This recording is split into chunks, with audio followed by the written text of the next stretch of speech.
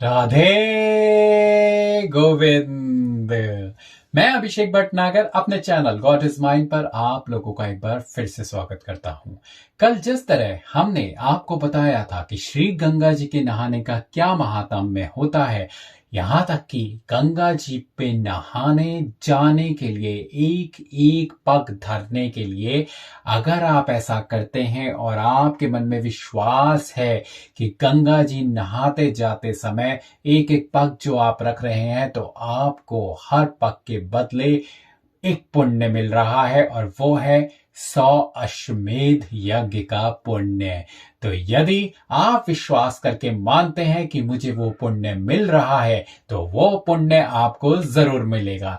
मैं मानता हूं कि आप लोगों ने इस कथा को विस्तार पूर्वक सुना होगा। यदि नहीं सुना तो फटाफट से जाएं और उस अध्याय को सुने, ताकि हम आज के अध्याय की शुरुआत कर सकें और आप इस श्रृंखला को इस पाठ के एक एक पाठ के अनुसार उनका अनुसरण कर पाए। चलिए फिर हम आज के दिन की शुरुआत करते हैं श्रीमद् भागवत के 5वें स्कंद के 18वें अध्याय के साथ। ये अध्याय भी बहुत महत्वपूर्ण है, क्योंकि आज आपको यह पता चलेगा कि आखिर गणपति पूजन महाराष्ट्र में ही इतना जोरदार तरीके से क्यों मनाया जाता है और रामनवमी नॉर्थ इंडिया में क्यों इस तरीके से मनाई जाती है और दुर्गा पूजा क्यों बंगाल में मनाई जाती है। इसका एक बहुत बड़ा कारण है जो हम आपको आज बताएंगे।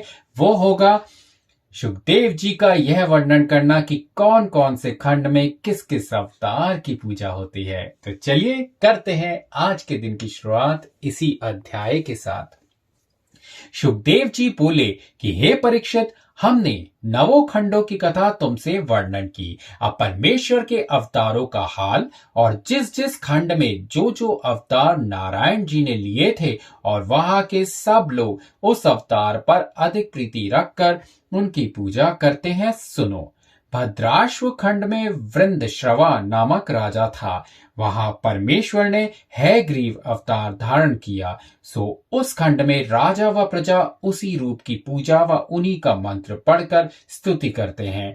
नरहरि खंड में नरसिंह अवतार नारायण जी ने लिया था। वहां नरहरि वर्ष नाम का राजा अपनी प्रजा समेत उसी रूप की पूजा करता है और उनके पुजारी प्रहलाद भक्त ने मंत्र सहित स्तुति करके नरसिंह जी से वरदान मांगा, महाराज आप अपने जीवों को जिस जिस योनि में चाहे जन्म देकर उन पर ऐसी कृपा रखें कि जिससे उनको उसी तनु में तुम्हारे चरणों का ध्यान बना रहे।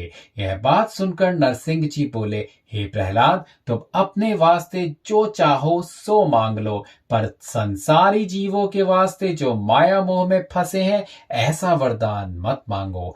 तब प्रहलाद फिर हाथ जोड़कर बोले, महाराज संसार में जो लोग कुकर्म करते हैं उनका अधर्म अपनी दया से छुड़ा दीजिए। अपने चरणों की भक्ति उन्हें देकर वैकुंठ में बुला लीजिए।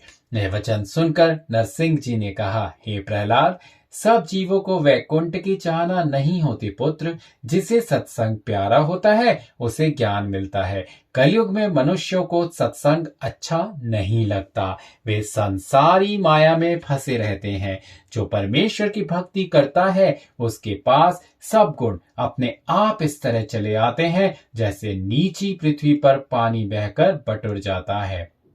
यह बात सुनकर प्रहलाद ने कहा, हे महाराज, संसार में कोई ऐसा भी मूर्ख होगा जिसे वैकुंठ जाने की इच्छा नहीं होगी।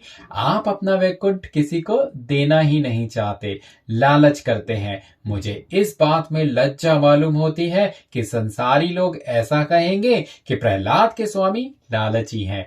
यह वचन सुनते ही नरसिंह जी हंसकर बोले, हे प्रहलाद, तुम जगत में जाकर जिसे अति दुखी पाओ उससे वैकुंठ चलने के लिए कहो। देखो वह क्या कहता है। जब उनकी आज्ञानुसार प्रहलाद नगर में आकर किसी दुखी जीव को ढूंढने लगा, तब उसे एक शूकर अति रोगी चेहले में फंसा देख पड़ा। उसे महादुखी देखकर प्रहलाद ने कहा, तू यहाँ रहकर क्यों इतना दुख उठाता है? वैकुंठ चल, वहां तुझे बड़ा सुख मिलेगा। नरसिंह जी की आज्ञा से तुझे बुलाने आया हूँ। यह बात सुनकर शूकर ने कहा कि वैकुंठ में क्या सुख है।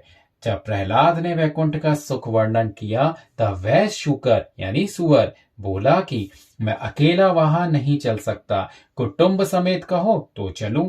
तुम नरसिंह जी से पूछाओ। यह वचन सुनते ही प्रहलाद ने जाकर नरसिंह जी से पूछा। वे बोले, बहुत अच्छा, सबको ले आओ। जब फिर प्रहलाद ने आकर उस शूकर से परिवार समेत चलने के लिए कहा, तब उस शूकर की स्त्री ने प्रहलाद से पूछा कि वैकुंठ में हमारे खाने के लिए विष्ठा है या नहीं।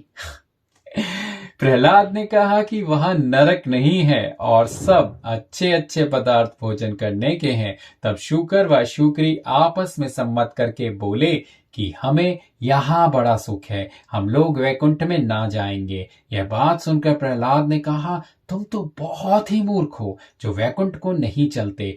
जब यह बात सुनकर वह शूकर प्रहलाद की ओर घूरने लगा, तब वे दूसरा जीव वैकुंठ में ले जाने के लिए ढूंढते हुए एक बहुत ही वृद्ध मनुष्य के पास जाकर बोले कि अब आप बूढ़े हुए, वैकुंठ में चलकर वहां का सुख भोगो। यह बात सुनकर वह बोला, अभी मुझे संसार में जीकर अपने बेटों का मुंडन व विवाह करके नाती पोते देखने हैं। तुम्हारे कहने से अभी मर जाऊं? तुम यहाँ से चले जाओ। हमारे बेटों के सामने यदि तुम ऐसा वचन कहते तो वह तुम्हें जरूर दंड देते। जब प्रहलाद जी ने उस बूढ़े मनुष्य की बात सुनकर हार मान ली, तब नरसिंह जी के पास जाकर विनय किया कि महाराज, संसार में सब छोटे बड़े अपने अज्ञान से माया मोह के जाल में फंसे हैं, इसलिए कोई मनुष्य वैकुंठ जाने की इच्छा करता ही नहीं है। यह वचन सुनकर नरसिंह जी बोले, हे प्रहलाद, जगत में जिस जीव ने जो तनु पाया है वह उसी योनि में मग्न रहता है, उसकी इच्छा किसी तरह पूरी नहीं होती। आंख कान आदि सब इंद्रियां शिथिल हो जाती हैं, पर उनका मन संसार को छोड़ना नहीं चाहता।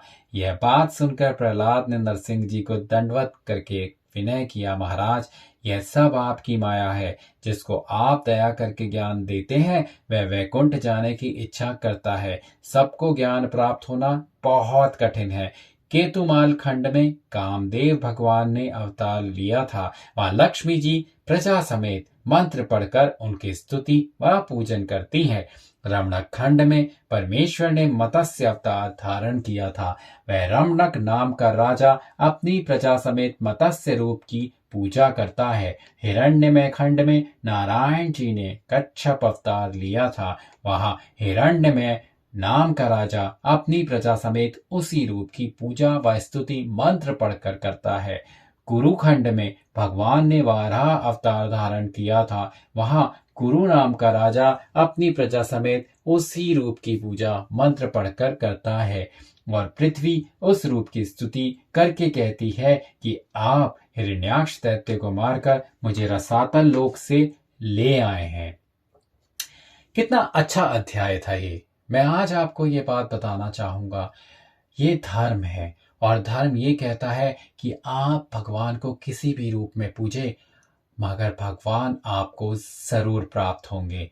ये फर्क नहीं पड़ता कि आप राम की पूजा कर रहे हैं या कृष्ण की, या आप नरसिंह की पूजा कर रहे हैं या कच्छप अवतार की। नारायण तो नारायण है। नारायण को आप जिस रूप में भी पूजे, वो चाहे निर्गुण रूप ही क्यों ना हो। निर्गुण रूप वो होता है जो कि अग्नि होती है, जिसमें भगवान का कोई गुण नहीं होता। भगवान शाश्वत होते हैं। तो इसीलिए ये जरूरी नहीं है कि आप किसी भी अवतार की पूजा करें, किसी को भी अपना आराध्य माने, परंतु नारायण हमेशा हर रूप में आपके ऊपर आशीर्वाद बरसाते रहेंगे। इसीलिए यह बहुत जरूरी है, कम से कम एक अवतार को तो अपने आदर्श के रूप में माने और उनकी पूजा जरूर करें। यदि आप पूजा नहीं करते तो ये बहुत दुख की बात होगी, परंतु यदि आप पूजा करते हैं, वो किसी भी अवतार की हो, शरण आप जरूर भगवान की चले जाएंगे। तो इसीलिए मैं कहता हूँ, भागवत धर्म को सुनना बहुत आवश्यक है, क्योंकि जिस तरह भगवान ने लिखा है, जिस तरह भगवान नारायण ने जाकर प्रहलाद जी को बोला कि जाओ, जिस किसी को तुम बोलोगे उसको मैं अपना वैकुंठ दे दूंगा, परंतु देखिए ना, वो शुकर यानी सुअर, उसको अपनी वो विष्ठा खाने में ही इतना ज्यादा सुख है कि उसको वैकुंठ का जाने का जो वरदान भी मिलता है या गिफ्ट भी जो मिल जाता है भगवान से, वो उसे लेने को तैयार नहीं होता। तो ये बहुत ही सुगम बात है और बहुत ही सरल है। भगवान ने सबके दिमाग को इस तरह फेर रखा है कि मनुष्य अपनी योनि में या अपने जीवन में बस सुखी ही महसूस करता है, फिर चाहे वो कितना बड़ा दुखी क्यों ना हो, वह दुख भी उसको एक सुख की तरह ही एहसास देता है। इसीलिए भगवान की माया से थोड़ा सा बाहर निकलिए, और भगवान की माया से बाहर आप तभी निकल पाएंगे जब आप सत्संग की तरफ मुंह मोड़ेंगे। और मैं ये नहीं कहता कि सत्संग मेरा ही सुनिए या सत्संग आप केवल जो मैं बता रहा हूं आपको वो सुने। सत्संग आपके पास जहां होता होगा, सत्संग उसी का सुनिए। सत्संग वो भी है कि यदि कोई आपको अच्छी बात बता रहा है तो वो भी एक सत्संग में ही माना जाएगा, क्योंकि जो भी राह आपको सतमार्ग की तरफ ले जाए, जिस किसी का भी वचन आपको सतमार्ग की तरफ आगे ले जाए, वो सतमार्ग या फिर वो सज्जन पुरुष जो आपको उस मार्ग की तरफ ले जा रहा है, वही भगवान का रूप होगा आपके लिए। तो मैं आपको बस इतना ही कहना चाहूंगा कि भागवत पुराण में बहुत ज्ञान है, बहुत बार मैंने आप लोगों को ये बताया है। तो भागवत पुराण को और भागवत ज्ञान को बस सुनते जाइए। यकीन मानिएगा, बार बार कह रहा हूं, आपको इतने रहस्य मालूम चलेंगे जो कि आप सोचेंगे आज तक हमें यह पता क्यों नहीं था। क्योंकि श्रीमद् भागवत 18 पुराणों में एक महत्वपूर्ण पुराण है। ये बहुत ही ज्यादा महत्वपूर्ण है। इसके अंदर सभी कुछ भरा है, ज्ञान की गंगा बहती है इसमें। तो मैं आज इस अध्याय को यहीं पर समाप्त करता हूं, ताकि आप लोग ये जो ज्ञान आज मिला है इसको अपने मस्तिष्क के अंदर बहुत अच्छे से जान ले, ताकि बाकी बात हम कल करेंगे। और कल हम क्या जानेंगे ये मैं आपको आज पहले ही बता देता हूं। कल हम 19वें अध्याय को पढ़ेंगे, जिसमें शुकदेव जी का राजा परीक्षित से शेष खंडों का हाल कहना होगा। और उसके अलावा शुकदेव जी का विस्तार पूर्वक 7 द्वीपों की कथा भी होगी, जो वे राजा परीक्षित को बताएंगे। तो चलिए आज के दिन की शुरुआत करते हैं और एक बार भगवान नाम जरूर लेते हैं। किशोरी जी ऐसा इंतजाम हो जाए, किशोरी जी ऐसा इंतजाम हो जाए कि मन में राधा राधा राधा नाम हो जाए, के मन में राधा राधा राधा नाम हो जाए। बिहारी जी ऐसा इंतजाम हो जाए, बिहारी जी ऐसा इंतजाम हो जाए कि मन में राधा राधा राधा नाम हो जाए, के मन में राधा राधा राधा नाम हो जाए। किशोरी जी ऐसा इंतजाम हो जाए, राधा जी कुछ ऐसा इंतजाम हो जाए। श्री राधे श्री राधे राधे श्री राधे श्री राधे श्री राधे राधे श्री राधे श्री राधे श्री राधे राधे श्री राधे श्री राधे श्री राधे राधे श्री राधे। किशोरी जी ऐसा इंतजाम हो जाए, राधा जी कुछ ऐसा इंतजाम हो जाए। राधे गोविंद।